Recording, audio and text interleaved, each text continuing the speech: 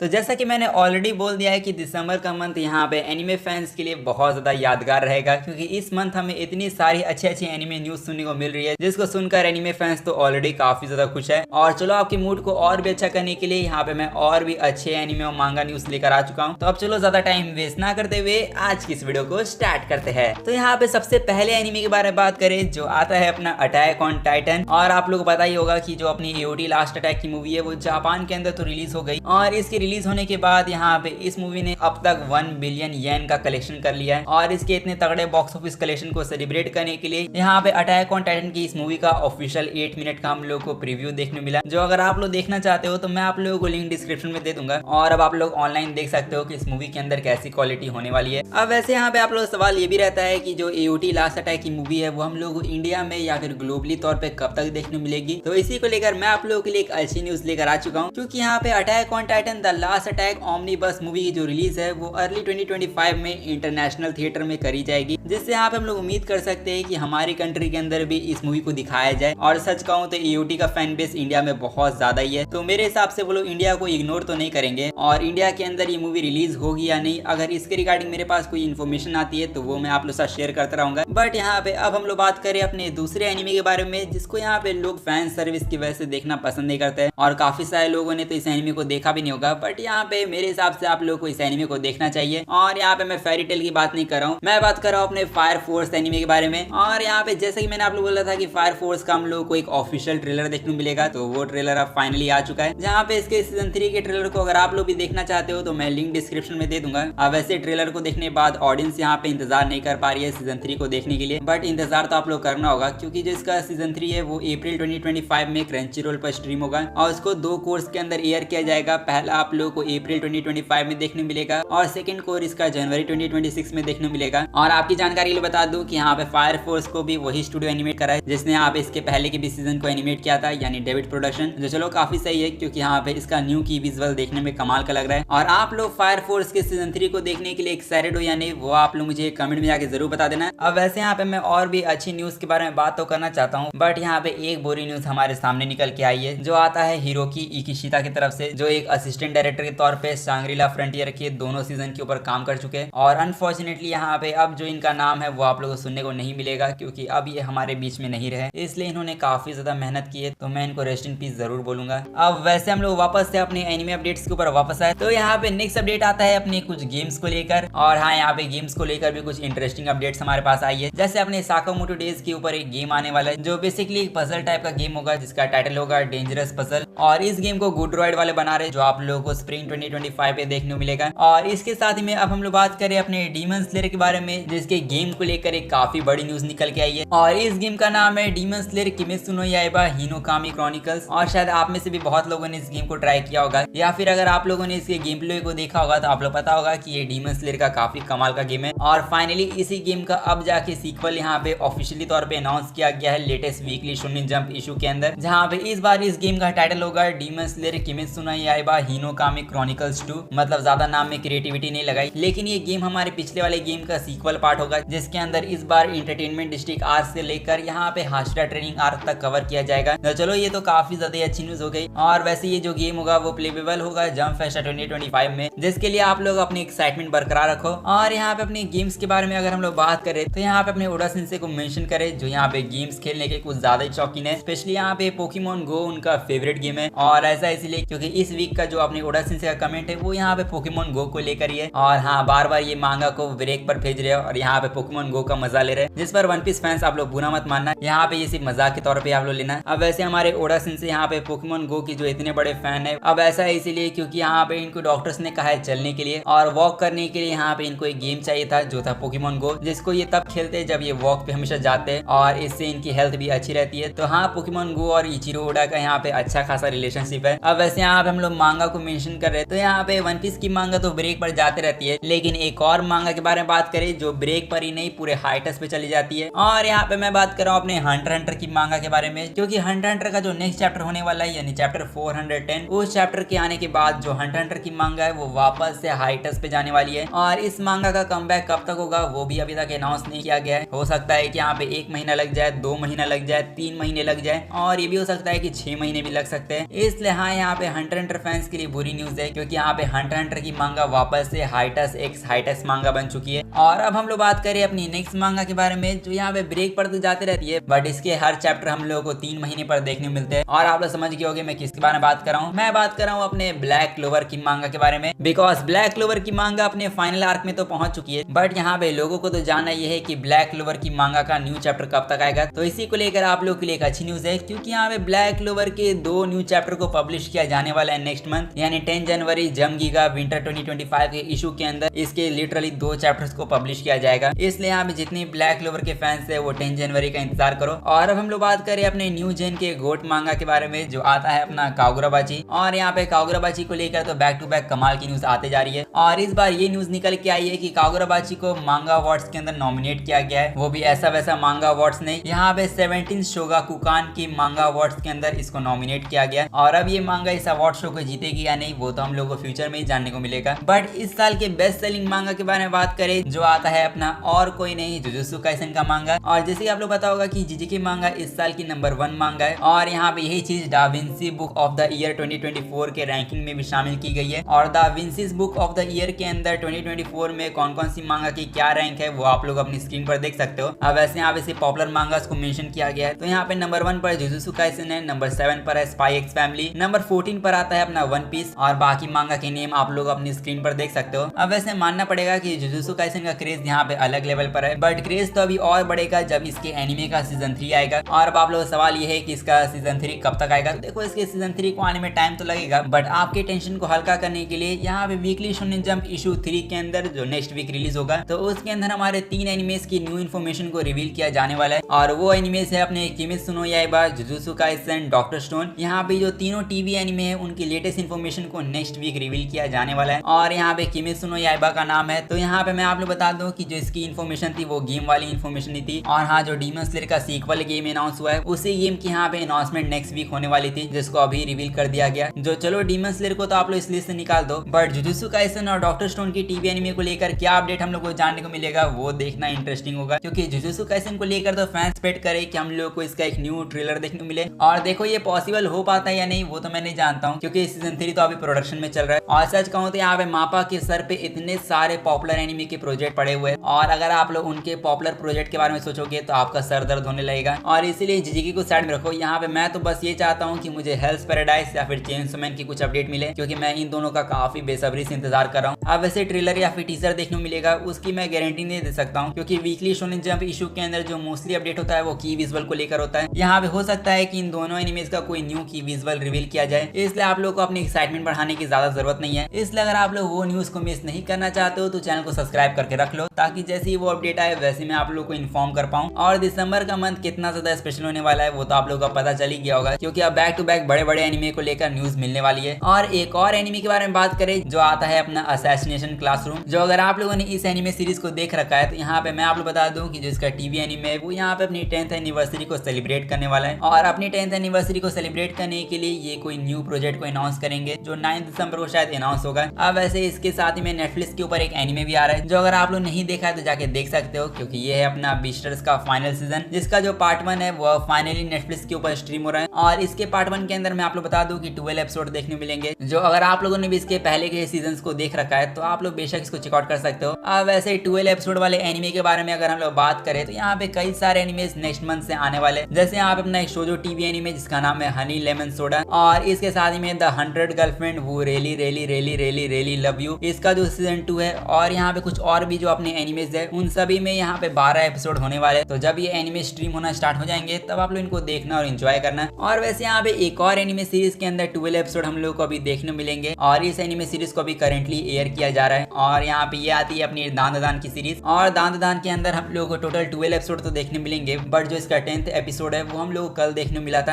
अब वैसे यहाँ पे इस एपिसोड के बारे में जरा बात करें तो ये एपिसोड एक्चुअली में काफी ज्यादा ही मजेदार था, क्योंकि इसके अंदर हम लोग को काफी सारे वोलसम मोमेंट्स जिसको देखकर आप लोग को अच्छा लगेगा, और साथ ही में हंसी भी बहुत आएगी। और साथ ही में इस एपिसोड के अंदर दान की मांगा के फेमस पैनल को एनिमेट किया गया, जो अपना यही वाला एनिमेशन था जिसके अंदर जो अपना एलियन होता है वो यहाँ पे गाय को लेकर अपने प्लेनेट जा रहा होता है। और इसी के साथ में ये एपिसोड यहीं पर खत्म तो होता है, बट इस एपिसोड के लास्ट में हम लोग को एक न्यू कैरेक्टर की एंट्री देखने को मिलती है, जो आता है अपने जीजी। और यहाँ पे ये वही लड़का है जो अपने मोमो का बचपन में मजाक उड़ाया करता था, यानी अपने मोमो का फर्स्ट क्रश, जो अब बड़ा होकर काफी ज्यादा स्ट्रॉन्ग दिख रहा है। तो अब देखना इंटरेस्टिंग होगा कि यहाँ पे अगले एपिसोड में हम लोग को क्या देखने मिलेगा। But overall episode 1 to watch था, तो यहाँ पे इस एपिसोड को मैं 8.4 आउट ऑफ 10 की रेटिंग दूंगा। और अब आप लोग इस एपिसोड को कितनी रेटिंग देना चाहोगे वो आप लोग मुझे कमेंट में आके बता सकते हो। और इसी के साथ दान दान के लेटेस्ट एपिसोड के बारे में भी हम लोगों ने बात कर लिया। तो अब हम लोग बात करें इस वीडियो के लास्ट अपडेट के बारे में जो आता है अपने सोलो लेवलिंग की तरफ से। और यहाँ पे मैं आप लोगों से ये नहीं पूछूंगा कि आप लोग सोलो लेवलिंग रीअवेकनिंग की मूवी देखने गए या नहीं, क्योंकि वैसे भी इस मूवी को कम स्क्रीनिंग मिली थी और वैसे तो इंडिया के अंदर अभी भी ये मूवी कुछ सिनेमास में लगी हुई है। बट यहाँ पे हम लोग बात करें इसके फर्स्ट डे के बॉक्स ऑफिस कलेक्शन के बारे में कि इसने इंडिया के अंदर कितना बॉक्स ऑफिस कलेक्शन किया। तो सोलो लेवलिंग रीअवेकनिंग मूवी का जो ओपनिंग डे का कलेक्शन था वो यहाँ पे 25 लाख ग्रॉस कलेक्शन था, इसलिए मानना पड़ेगा कि सोलो लेवलिंग ने यहाँ पे कम से कम एवरेज कलेक्शन किया। लेकिन अब इसी के साथ अब आप लोग सवाल ये रहता है कि सोलो लेवलिंग के सीजन 2 के अंदर हम लोग कितने एपिसोड देखने मिलेंगे और सीजन 2 के अंदर मानवा के कितने चैप्टर्स को कवर किया जाएगा। तो देखो मैं आप लोगों को सभी चीजों का आंसर दूंगा क्योंकि मेरे पास सभी चीजों के आंसर निकल के आ चुके हैं और शायद मेरे आंसर को सुनने के बाद आप लोग काफी ज्यादा खुश होने वाले हो, क्योंकि सोलो लेवलिंग सीजन 2 के अंदर हम लोगों को 12 से 13 एपिसोड देखने मिलेंगे, या फिर यूं कहूं हम लोगों को 12 एपिसोड की जगह इस बार 13 एपिसोड देखने मिलेंगे इस सीजन में। और 13 एपिसोड का मतलब ये है कि एनिमे के अंदर कई सारे आर्क्स को अडेप्ट किया जाएगा और जो इस एनिमे का 23rd एपिसोड होगा जिसको सीजन वाइज में आप लोग बताऊं तो ये आप लोगों को सीजन 2 के अकॉर्डिंग 11 एपिसोड में देखने मिलेगा। तो यहाँ पे सीजन 2 का जो 11th एपिसोड होगा वो यहाँ पे इस क्लिफ हैंगर के ऊपर एंड होगा। और अगर आप इस मानवा पैनल को ध्यान से देखोगे तो यहाँ पे आप लोग समझ जाओगे कि ये किस क्लिफ हैंगर की बात चल रही है। यहाँ पे अगर आप लोगों ने सोलो लेवलिंग की मानवा को रीड कर रखा है तो आप लोग पता होगा कि यहाँ पे मैं बात कर रहा हूँ अपने जीजू आइलैंड आर्क के बारे में। और हाँ, जितने भी सोलो लेवलिंग के फैंस है वो बिल्कुल सही समझ रहे हैं। यहाँ पे सेकंड सीजन के अंदर जीजू आइलैंड आर्क को कवर किया जाएगा और जो 24 एपिसोड होने वाला है सोलो लेवलिंग का उसके अंदर हम लोग को लिटरली जिनवू वर्सेस बीरू की फाइट देखने मिलेगी। और जिनवू वर्सेस बीरू की जो फाइट होगी वो कितनी ज्यादा एपिक जाने वाली है वो तो यहाँ पे मानवा फैंस को ऑलरेडी पता होगा। और ये जो आइकॉनिक मानवा पैनल आप लोग देख रहे हो ये हम लोग को 24 एपिसोड में एनिमेट होते हुए देखने मिलेगा। और जो 25th एपिसोड होगा या फिर यूं कहूं सीजन 2 का 13th एपिसोड यानी इसका लास्ट एपिसोड, तो उस एपिसोड तक यहाँ पे जीजू आइलैंड आर्क को पूरी तरीके से कवर कर लिया जाएगा एनिमे के अंदर। और मेरे हिसाब से इतनी न्यूज काफी होगी सोलो लेवलिंग फैंस का मूड अच्छा करने के लिए, क्योंकि काफी सारे सोलो लेवलिंग फैंस को लग रहा था कि जो अपना जीजू आइलैंड आर्क होगा वो यहाँ पे सीजन 2 की जगह सीजन 3 के अंदर हम लोग को देखने मिलेगा। बट चलो आप लोगों के लिए एक अच्छी न्यूज ये है कि ये चीज आप लोगों को सीजन 2 के अंदर ही देखने मिलेगी। इसका मतलब सीजन 2 एक्चुअली में यहाँ पे पीक लेवल पे जाने वाला है, जिस पर आप लोग अपनी एक्साइटमेंट कमेंट में शेयर करो। और इतनी कमाल की न्यूज मैंने आप लोगों को इस वीडियो में दिया है, तो अब आप लोगों का एक काम बनता है इस वीडियो को जाके लाइक कर दो और साथ ही में चैनल को भी जाके सब्सक्राइब कर दो ऐसी अमेजिंग कंटेंट के लिए। और मैं मिलूंगा आप लोगों से बस ऐसी ही अगली वीडियो में, तब तक के लिए सायोनारा एंड पीस आउट।